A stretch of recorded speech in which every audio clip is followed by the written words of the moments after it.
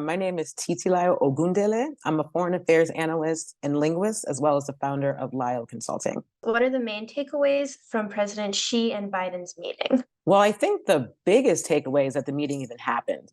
Even to the casual observer, anyone who knows anything about the US-China relationship, they're aware it's been pretty frigid, to put into a lack of better terms, if you will. So the fact that, Chairman Xi came here to the US and met with President Biden face to face is a big step. A lot of people, I'm, sure were anticipating, some really big changes, kind of a showdown, if you will. Um, Especially considering all the things that have culminated over the last year and really several years. This is the first time Xi has been in the US since 2017, back during the previous administration with the trade wars. So this is a big step. It looks as though the US and China are both leaning into each other positively. Whether reluctantly or not remains to be seen, but I think that's the main takeaway there. In regards to wins, I think for the Biden administration, the re-establishing of military ties is a big win for us. There's been a lot of missteps, miscommunications, close calls, especially with maritime security in the Indo-Pacific. So that is huge in that regard. And then, of course, for China, a big win is a reassurance of the one China policy and having it kind of come from the horse's mouth that the United States government is still adhering to that. So those are kind of the three big things I took from the meeting. And how was Xi's visit received in America by Americans?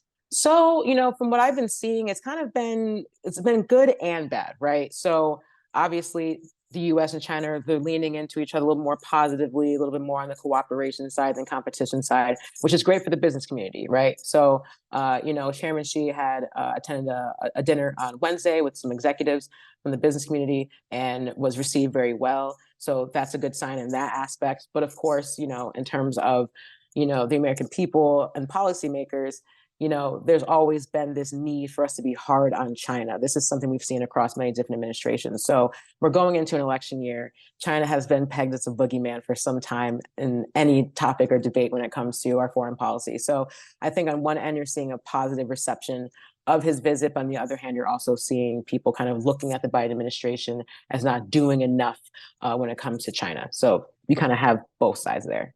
So, what can Yes. we expect for US-China cooperation going forward?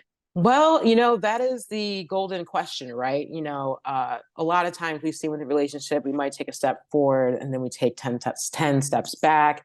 For example, things seemed in the beginning of the year to warm up a little bit. And then we had what I call balloon gate, and that kind of just demolished any real progress there. Meetings were getting canceled.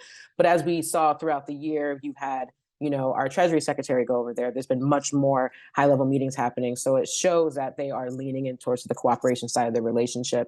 Mentioned earlier, obviously, more cooperation on military ties, things like that. That is crucial for Indo Pacific security. But I really think the biggest test will be how they handle decision making around international conflicts. So obviously, we have the issue with Ukraine and Russia.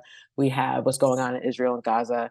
And given that they are the two, most, I guess, powerful countries in the world, for lack of a better term or phrase for them, how they make decisions around that matters, and how they cooperate around that matters. And the United States and China, very different when it comes to decision making, how they view the world. That's kind of been why we've been butting heads, but they need to find some sort of harmony in there, because their leadership is really needed, especially at a time like this.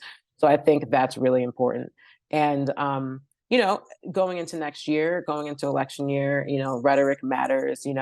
I'm sure even when it comes to, Chinese citizens, they're also kind of looking at this negatively and positively. They also want Xi to be hard on us as well. But I think one of the main reasons why we're going to see more cooperation is because there's a lot of domestic strife in both countries.